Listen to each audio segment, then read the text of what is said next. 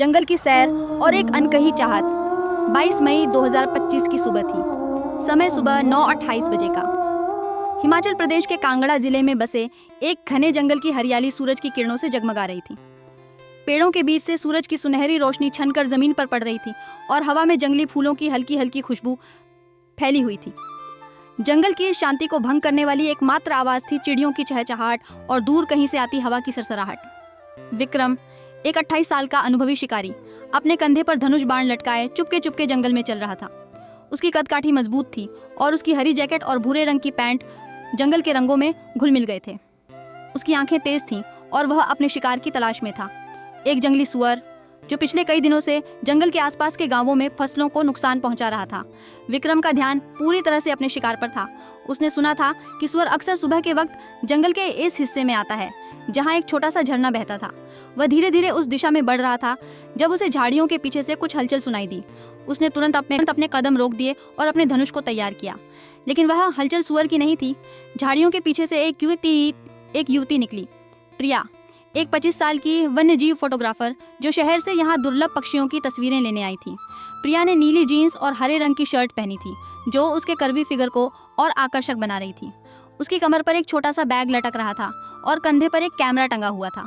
उसके लंबे घने बाल खुले हुए थे और हवा में लहरा रहे थे। उसकी आंखों में उत्साह था क्योंकि उसने अभी अभी एक दुर्लभ हिमालयी पक्षी को देखा था। प्रिया ने जैसे ही कैमरा उठाकर तस्वीर लेने की कोशिश की, उसका पैर एक पत्थर से टकराया और वह गिरने लगी। उसी वक्त विक्रम ने उसे देख लिया और तेजी से उसकी ओर दौड़ा। उसने प्रिया को अपनी मजबूत बाहों में थाम लिया और वह गिरने से बच गई। अरे सावधान, विक्रम ने गहरी आवाज में कहा। प्रिया ने उसकी आंखों में देखा और उसकी सांसें तेज हो गईं। विक्रम की मजबूत पकड़ में वह एक पल के लिए सब कुछ भूल गई। उसने शर्माते हुए कहा, शुक्रिया, मैं ठीक हूँ, आप कौन हैं? विक्रम ने उसे धीरे से जमीन पर खड़ा किया और जवाब दिया, मैं विक्रम ही हूँ, इस जंगल में शिकार के लिए आया हूँ। और तुम यहाँ क्या कर रही हो? ये जगह खतरनाक हो सकती है। प्रिया ने अपनी शर्ट को ठीक करते हुए कहा, मैं प्रिया हूँ, शहर से आई हूँ, वन्यजीव फोटोग्राफर हूँ, यहाँ कुछ दुर्लभ पक्षियों की तस्वीरें लेने आई थी। मुझे नहीं पता था कि यह जंगल इतना खतरनाक है। विक्रम ने उसकी बात सुनकर हल्का सा मुस्कुराया। उसकी नजरें प्रिया की खूबसूरती पर ठहर गईं। प्रिया की हरी शर्ट उसके कर्वी फिगर को उभार रही थी और उसकी टाइट नीली जीन्स उसकी कमर और कूल्हों को और आकर्षक बना रही थी। विक्रम ने सोचा, शहर की लड़कियां इतनी खूबसूरत होती हैं, लेकिन जंगल में क्या कर रही है यह? प्रिया ने विक्रम की नज़रों को भांप लिया और शर्माकर बोली, क्या देख रहे हो? मेरे कपड़े गंदे हो गए हैं ना? विक्रम ने हंसते हुए कहा, नहीं, तुम्हारे कपड़े तो ठीक हैं। मैं सोच रहा था कि तुम यहाँ अकेले कैसे आ गईं? जंगल में जंगली जानवरों का खतरा रहता था।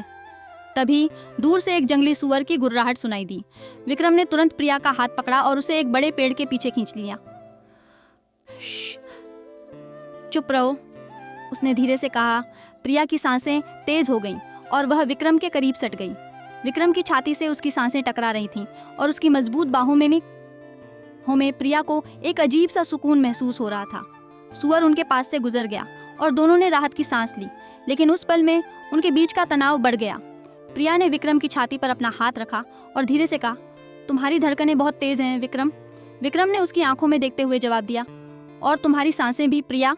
उसने प्रिया की कमर पर अपनी हथेली रख दी और प्रिया की त्वचा पर एक सिहरन सी दौड़ गई। उसने विक्रम की गर्दन पर अपनी उंगलियां फिराईं और विक्रम की आंखों में एक आग सी जलने लगी। विक्रम ने प्रिया से कहा, यहाँ पास में एक झरना है, वहाँ चलते हैं, वह जगह सुरक्षित है। प्रिया ने हामी भरी और दोनों झरने की ओर चल पड़े। रास्ते में विक्रम ने प्रिया को जंगल के कई राज बताए। उसने बताया कि कैसे वह बचपन से इस जंगल में शिकार के लिए आता है और कैसे जंगल के हर कोने से वह वाकिफ है। प्रिया ने उसकी बातें बड़े ध्यान से सुनी और उसकी मर्दाना आवाज़ और आत्मविश्वास उसे आकर्षित कर रहे थे। जब वे झरने के पास पहुंचे तो प्रिया की आंखें चमक उठीं। झरने का ठंडा पानी चट्टानों से नीचे गिर रहा था और चारों तरफ हरियाली फैली हुई थी।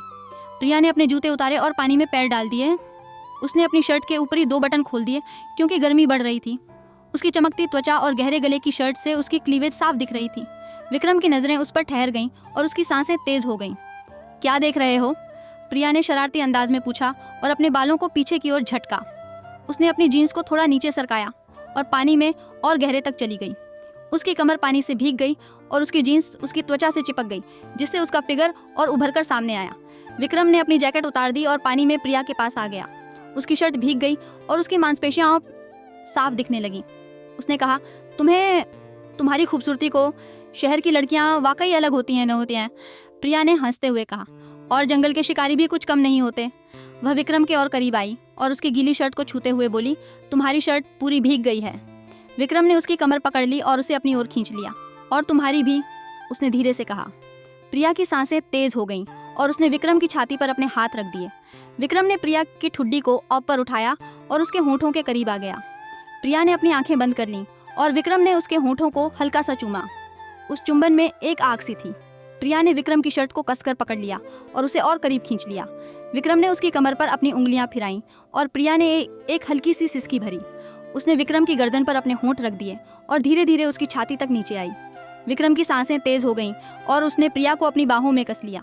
विक्रम ने प्रिया को झरने की एक चट्टान पर बिठा दिया और उसके सामने घुटनों के बल बैठ गया।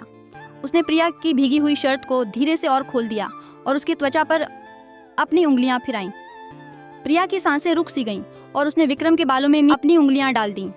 विक्रम ने प्रिया की कमर को चूमा और प्रिया ने एक गहरी सिसकी भरी। विक्रम, प्रिया ने उसका नाम पुकारा और उसकी आवाज़ में एक तड़प थी।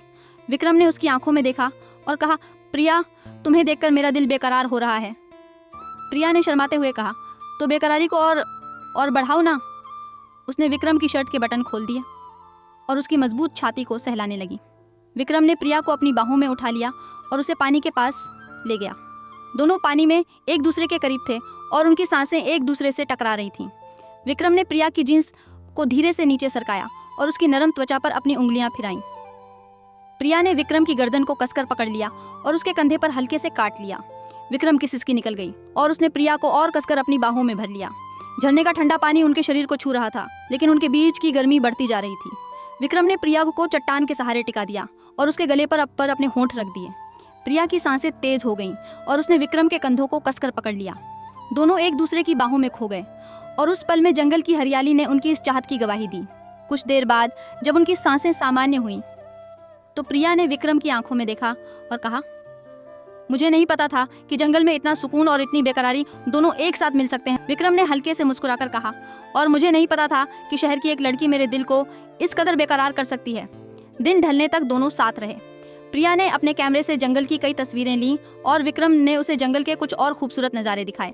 जब वे जंगल से बाहर निकल रहे थे, प्रिया ने विक्रम का हाथ पकड़ा और कहा, क्या हम फिर मिल सकते हैं? विक्रम ने उसकी आंखों में देखते हुए कहा, जरूर प्रिया।